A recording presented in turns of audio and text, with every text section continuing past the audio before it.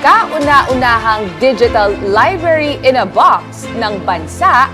Ating alamin kasama si Ginoong Alan Taule, Information Resources and Analysis Division Chief ng Department of Science and Technology, Science and Technology Information Institute. Sir Alan, magandang tanghali po. Magandang tanghali po sa inyo. Magandang tanghali, Joshua. Magandang tanghali, Nicolette.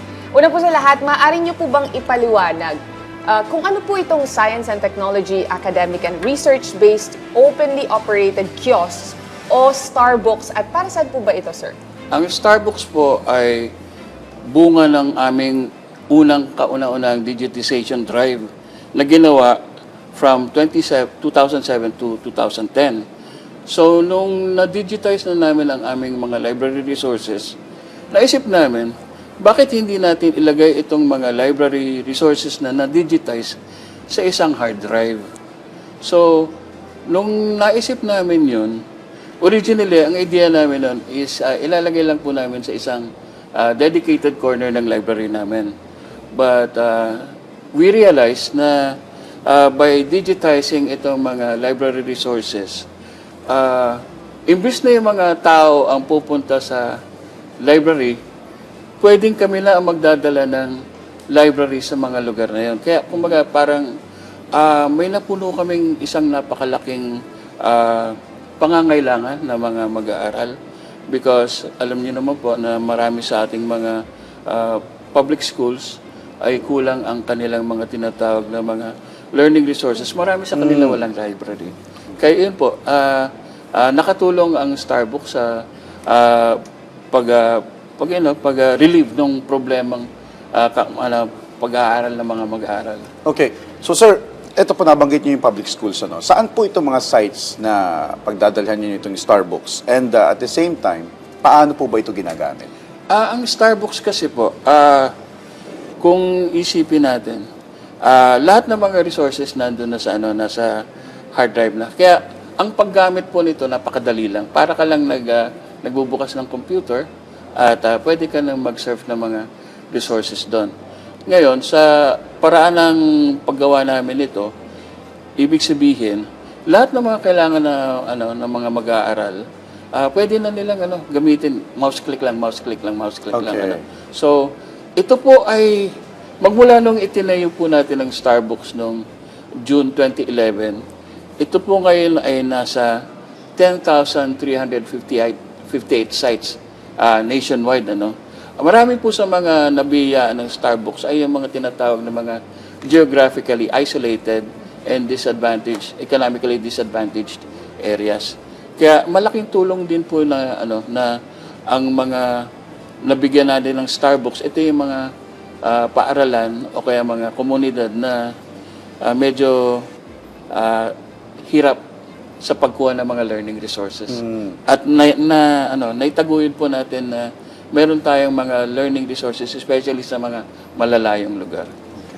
Sir, maliban sa mga digital resources gaya ng mga libro, journals at iba pa, ano pa po yung mga programa na ibinibigay nitong Starbooks natin? Ang pinakamahalagang mga programa ng Starbooks dito, nagko-conduct kami mga tinatawag na mga assemblies for our stakeholders at saka po sa ating mga deployment officers. Yung mga deployment officers, ito po yung mga kaibigan namin from the DOST, regional and provincial offices, na sila mismo ang nag-i-install ng Starbooks sa mga malalayong lugar. Yung mga hindi namin nakayang puntahan. Tapos meron din po tayong mga WISB. Meron tayong WISB competitions na ginagamit yung Starbooks resources. Also, meron po tayong mga exhibits.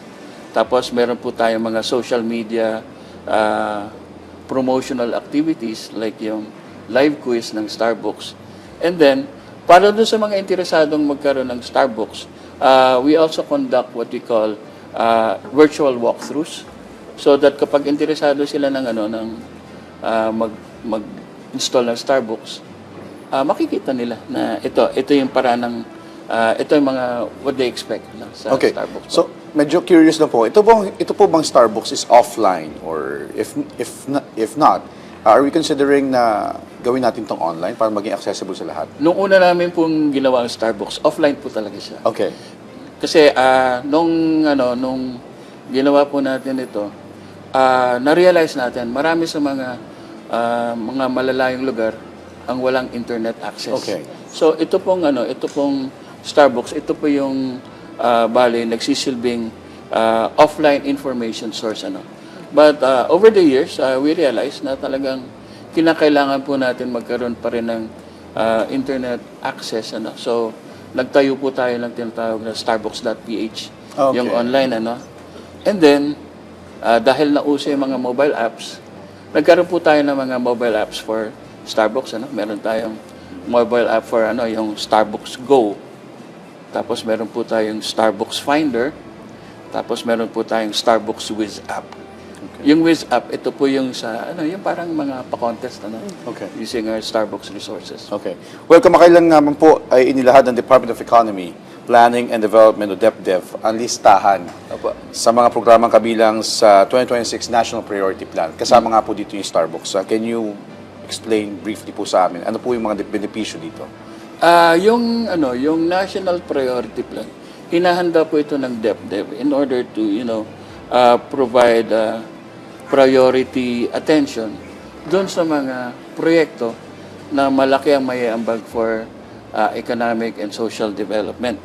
Ang pinakamalaking benepisyo po ng ating pagkalista sa NPP is that lahat ng mga pwedeng tumulong sa Starbucks, especially through partnerships, they get their tax deductions. Kumbaga, kung nag-invest kayo ng ₱250,000, that's 500,000 less tax liabilities.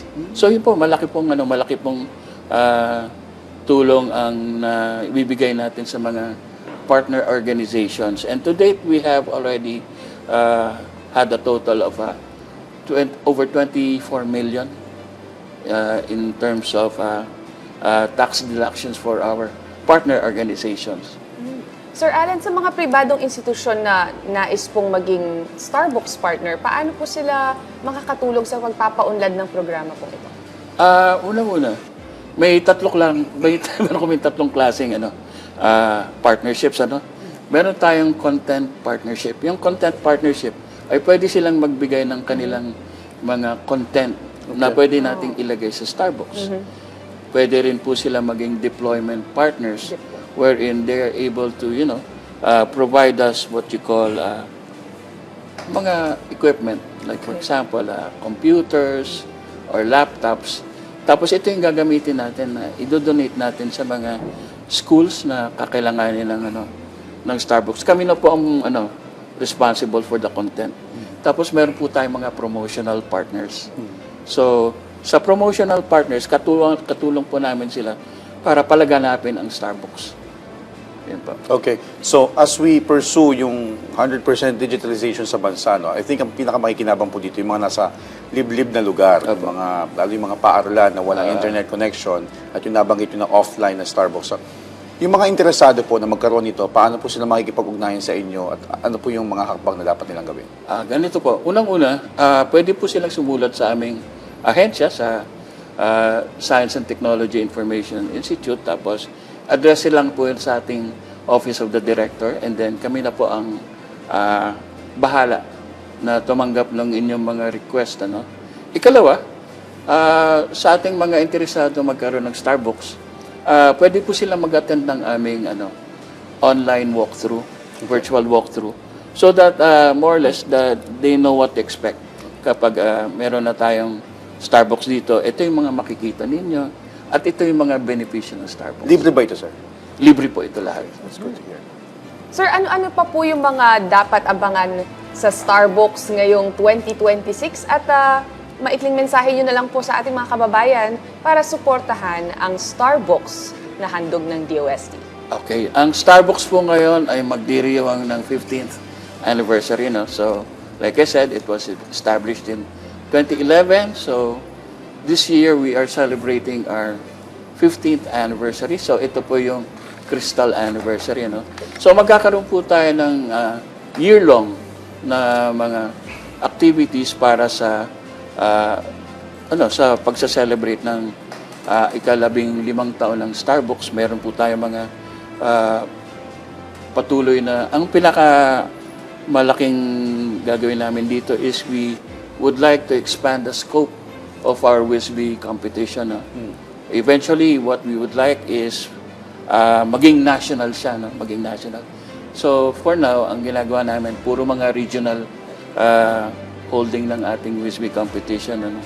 So, kumbaga, parang magsa-celebrate lang po tayo ng mga successes na na-achieve natin sa Starbucks. So, marami tayong mga awards na nakuha at ang masasabi ko lang po is that hindi natin to makukuha.